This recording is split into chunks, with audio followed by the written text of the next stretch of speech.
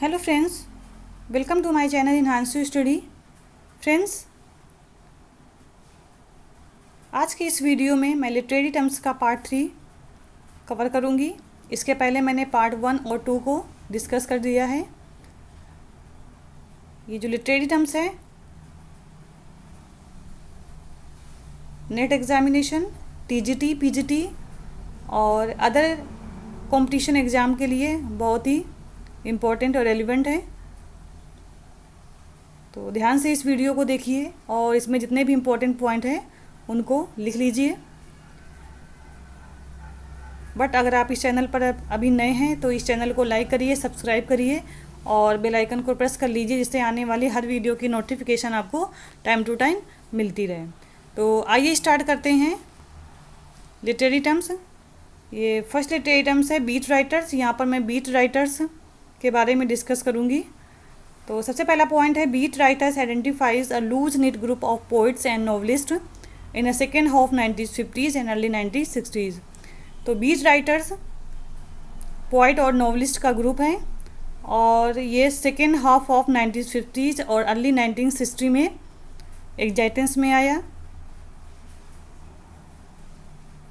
और उसी समय ये पॉपुलर भी हुआ।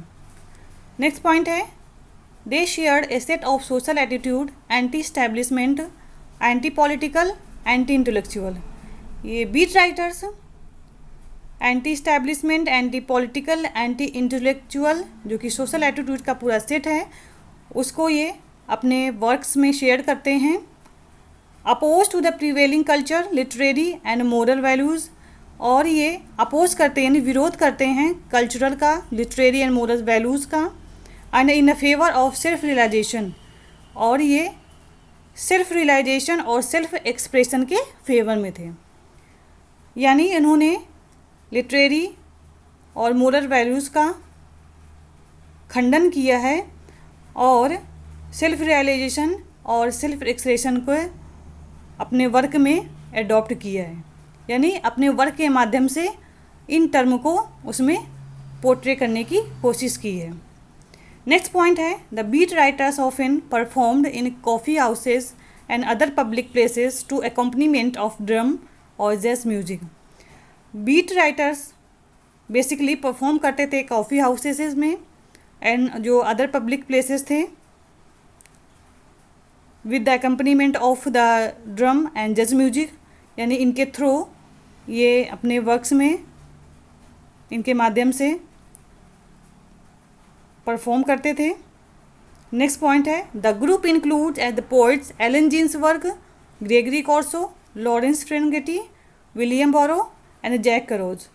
तो ये कुछ इम्पॉर्टेंट पॉइंट हैं जो बीट राइटर्स के ग्रुप से एसोसिएटेड है। उसमें जो सबसे पहला नाम है हेलन जीन्सबर्ग का, ये बहुत ही फेमस राइटर हैं और बीट राइटर्स के रूप में इनको जाना जाता है। तो Allen Ginsberg, Gregory Corso, Lawrence Ferlinghetti, William Burroughs and Jack Kerouac ये बीट राइटर्स की श्रेणी में आते हैं। आई होप आपको ये स्लाइड अच्छे से क्लियर हो गई होगी। तो इसमें जो सबसे इम्पोर्टेंट पॉइंट नोट करने के लिए है, ये जो ग्रुप है बीट राइटर्स का, इनके आपको नाम याद रखने हैं और ये किस एरा में सबसे ज़्यादा डेवलप हुआ था वो पॉइंट रिमेंबर करना है। अब नेक्स्ट टर्म देखते हैं, बिल्डिंग्स रोमन। बिल्डिंग्स रोमन का मतलब होता है novel of education and novel of formation. ये एक जर्मन टर्म्स है और ये नॉवेल ऑफ फॉर्मेशन और नॉवेल ऑफ एजुकेशन को सिग्निफाई करता है।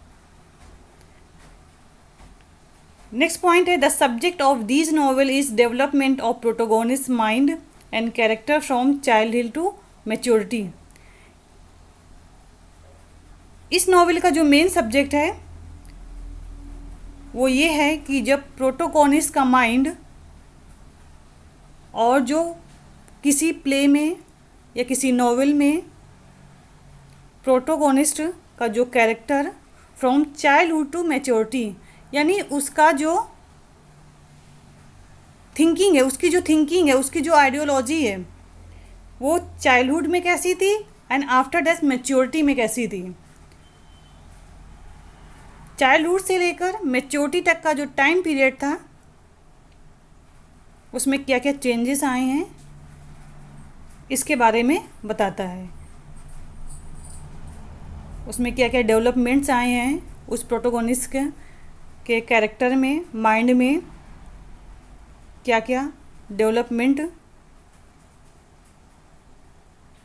आया है, ये उस टर्म को क्लैरिफाई करता है। इसके कुछ एग्जांपल हैं, जैसे कि केपी मॉर्जिस का है एंटन रीजर, गोथी का विलियम, शार्लेट ब्रांटेस का जेन आयर जो 1847 में लिखा गया था। इसमें जेन आयर्स का फ्रॉम चाइल्डहुड टू मैच्योरिटी कैसी उसकी थिंकिंग थी, क्या डेवलपमेंट हुआ उसके माइंड में, कैरेक्टर में, उसको शार्लेट ब्रॉन्टे ने पोर्ट्रे किया है अपने नॉवेल के माध्यम से। नेक्स्ट है जॉर्ज एलियट्स का mill on the Floss which is written 1860, Charles Dickens great expectation 1861, Somerset Maugham's of human bondage 1915 and जो लास्ट है थॉमस मैन्स का मैजिक माउंटेन 1924। ये बिल्डेक्स रोमेंस के इम्पोर्टेंट एग्जाम्पल हैं। फ्रेंड्स, अब आइए देखते हैं next term black art movement. तो इसमें जो सबसे पहला पॉइंट है, it was an African American led art movement acting during the 1960s and 1970s। तो ये जो टर्म है ब्लैक आर्ट मूवमेंट, ये एक अफ्रीकन अमेरिकन आर्ट मूवमेंट है और ये 1960s और 1970 के पीरियड में डेवलप हुआ था। The poet and the playwright Amiri Baraka is recognised as the founder of black art movement. तो यहाँ पर आपको ये पॉइंट नोट करना है कि ब्लैक आर्ट मूवमेंट के जो फाउंडर हैं वो अमीरी बराका हैं, ये पोइट और प्लेराइट हैं। नेक्स्ट पॉइंट है, in 1965 he establish the black art repertory theatre school in Harlem. तो इन्होंने 1965 में black art repertory theatre school को इस्टेब्लिश किया था। His play Dutchman is often consider as exemplary product of BAM। BAM का मतलब black art movement. तो जो इनका प्ले है डचमैन, ये ब्लैक आर्ट मूवमेंट का एक एग्जाम्पल है।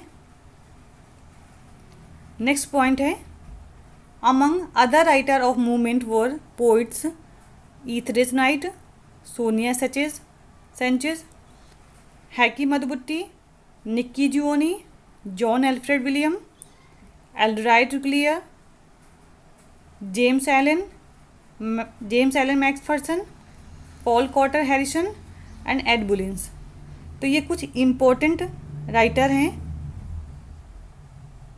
दे are associated with black art movement. I hope आपको क्लियर हो गया होगा।